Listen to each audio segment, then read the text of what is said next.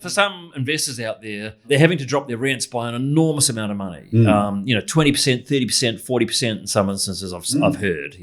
Places are sitting on the market for months with no one in there, and meanwhile costs carry on, and it's very, very stressful.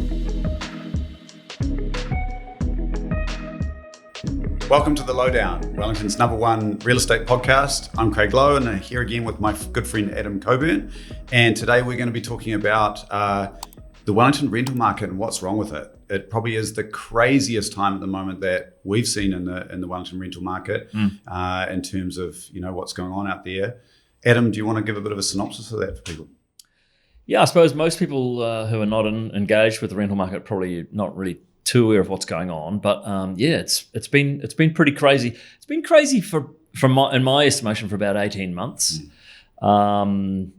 but it's really only just starting, I think, to hit the mainstream media. So yesterday, as of when we're recording this today, realestate.co.nz, the real estate website, obviously put out a report about the rental market in Auckland, Wellington, and Christchurch, and of course the norm for rental market is rents overall just generally tend to track upwards roughly along with incomes, right?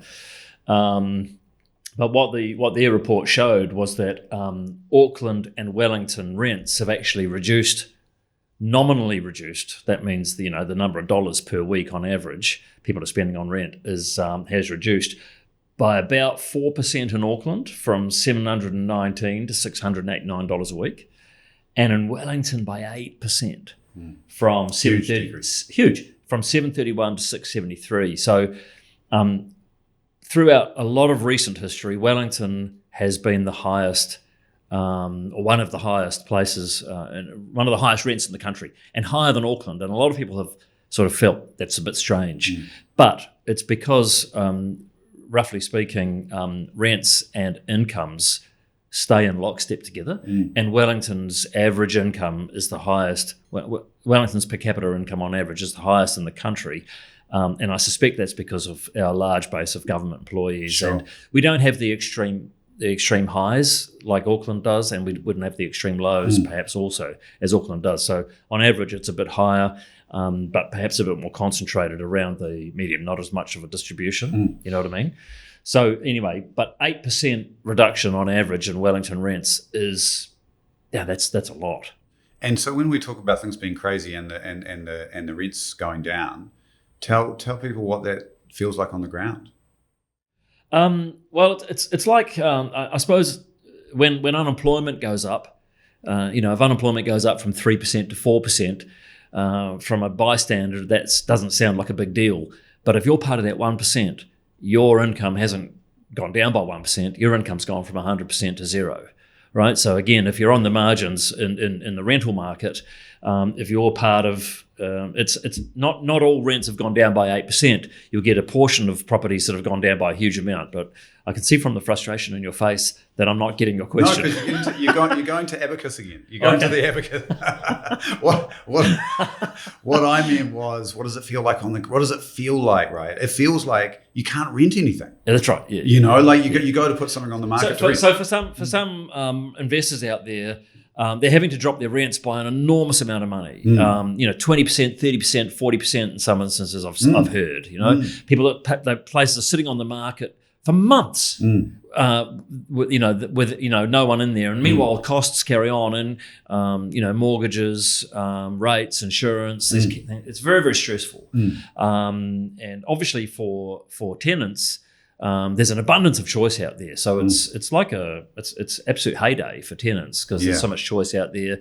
They've really got all the leverage. Yeah, and this is even traditionally that sort of late February time when all the students come back into the market is the time when there's pressure on the rental market. It's peak renting season, and we've still seen it being very, very weak even through that peak season, right? Yeah, I mean obviously relative strength, but nowhere near the strength that we've seen seasonally compared to other times. So there's a bunch of owners out there that are really stressing out. Yeah, and that's what we see as real estate agents, isn't it? We feel it because we talk to investors and people that can't rent them and stuff like that. I mean, there's this perception out there that property investors are just sitting back and just cash is just rolling in these wealthy fat cats. It's just not the case at all. Most investors have got one or two investment properties there.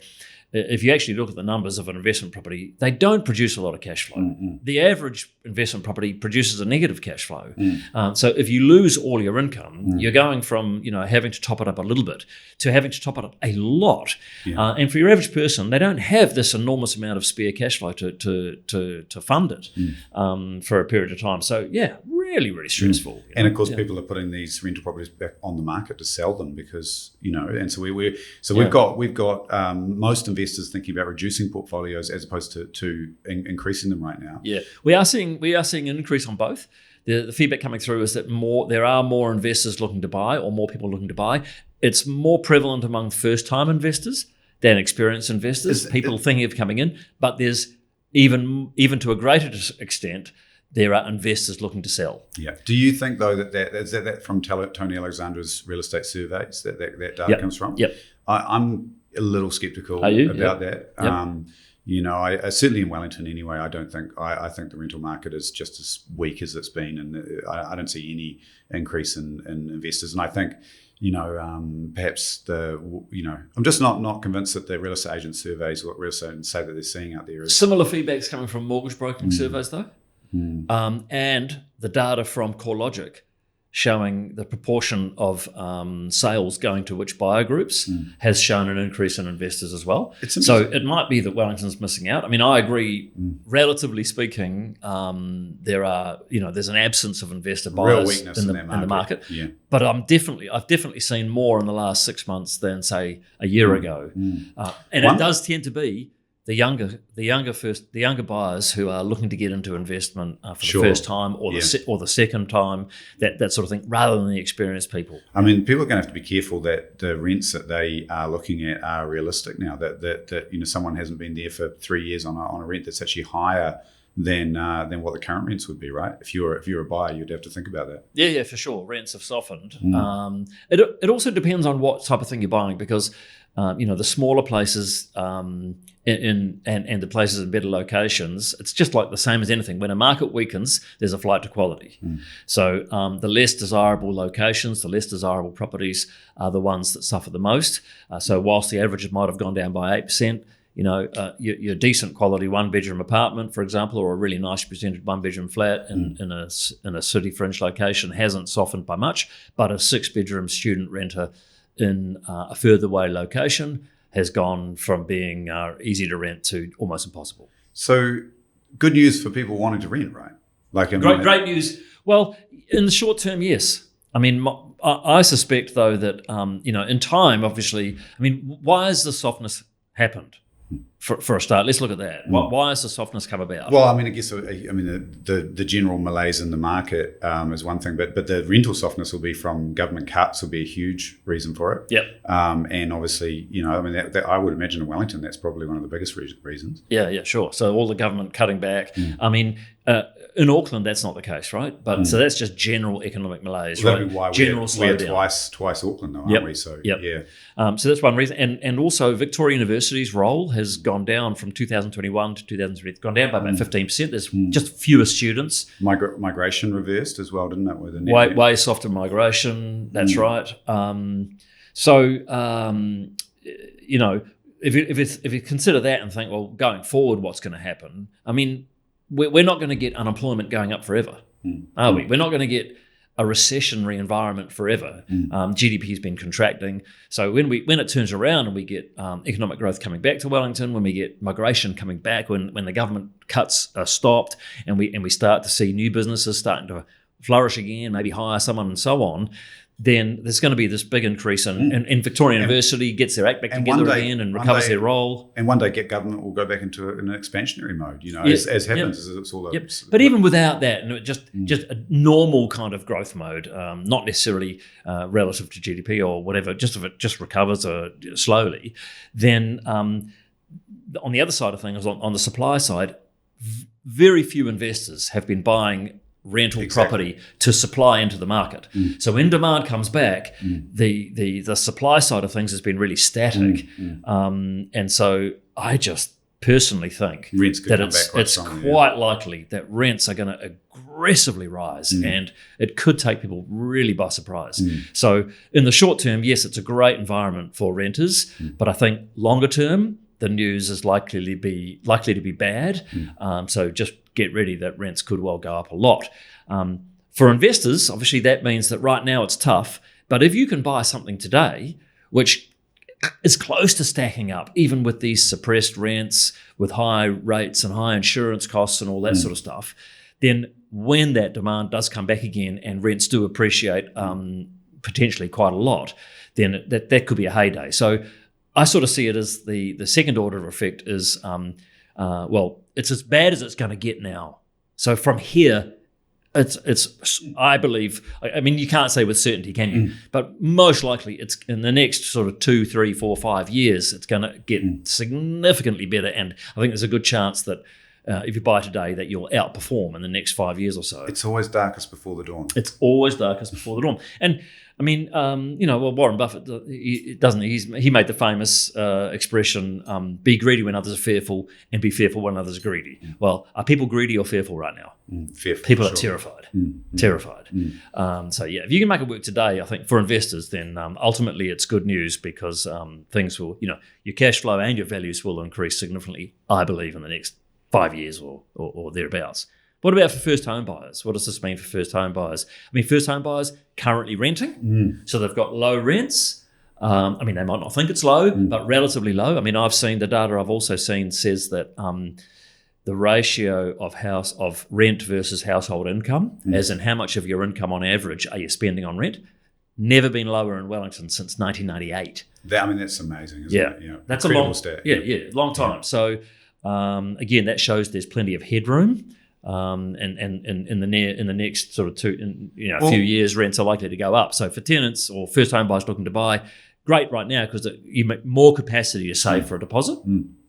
Yeah, totally. And I agree with you. And I think, my view on this, which is that I think buying a first home can be a bit of a trap sometimes, in the sense that people get so excited about buying a first home and that they leverage themselves to the hilt with debt when they're young. And then, of course, when you live in a house, you want to upgrade it. You want to upgrade the kitchen. You want to get, you start getting these. And these things are to some degree, they're a liability in terms of cash flow, because not just you pay the mortgage, but you got to pay the roof. Once every 30 years, you got to replace the roof. You got to repile them. You got to insure it. You got to pay the rates as well. You got to just do routine maintenance, even before you've put a beautiful new bench top in. And, I quite often, sort of think, well, you don't really know expenses until you've owned a home. Yeah. So my view is the longer people can save, perhaps invest in productive assets like shares and fixed interest and businesses, as well as getting a large deposit so when they do buy a home,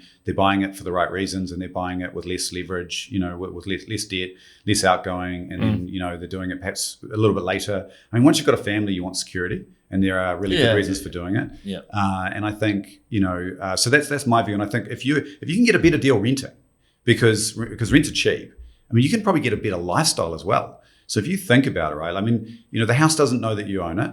So, so we don't need to fall in love so heavily with an inanimate object like a house. Well, you've often said, or you have said before, that the house doesn't love you back, right? No, the house can't love you back.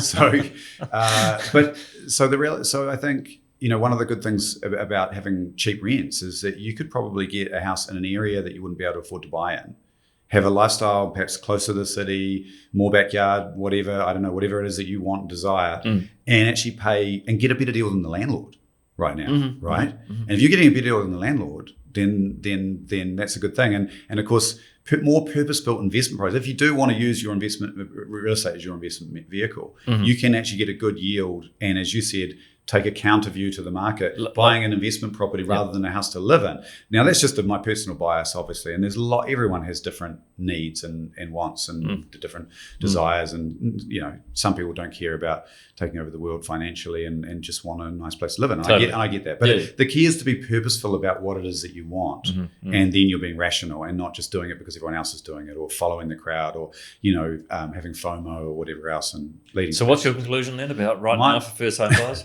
Well, my conclusion is, two things. If you are ready and it is the right thing for you to do to buy a first home, houses are also below the long-term trend in Wellington, right? Yeah. So it's actually Wellington City and Auckland City, as far as I can see, relative to where they normally sit in compared to other locations in New Zealand, about the cheapest markets in the country. Perfect time to buy first home if you cashed up. But also, I would always advise first home buyers to really think about whether that is going to be financially the right thing for them, and why are they? And just ask the question: why are you doing it? Yeah. Are you doing it for security and the sense of well-being for your family because you want somewhere that's secure and you're not going to have to move out in 3 years because the landlord wants to sell it or something like that? Or are you doing it for because obviously real estate has been in New Zealand's blood as a as a kind of retirement vehicle, hasn't it? Well, let's not go down that track on this one, but. What about for movers? If you're looking to sell and upgrade or sell and downsize, sell and move into a retirement unit, these sorts of things. Is there any implication on rental market? Means nothing, I suppose. Doesn't really mean anything. Oh, actually, no. I think there is a second order effect there because if in the tough market, when it's been tough to sell, it has been a bit tougher to sell lately in the last few years. There's a backstop called I don't need to sell. I'll just rent it. Well, now it might not be quite as easy to rent it. Yeah. It might not be quite as easy to rent it. There might not be quite that safety net for sellers as there traditionally was, or as they perhaps assume. It might not be that easy to rent it, and you might not get what you think. No, that's a great point. Okay, is that it? That's it, I think. We covered it? We have. Nice. Thanks for tuning in. That was the Lowdown. Really appreciate it. Like and subscribe, and we'll get back to it next week. See you next time.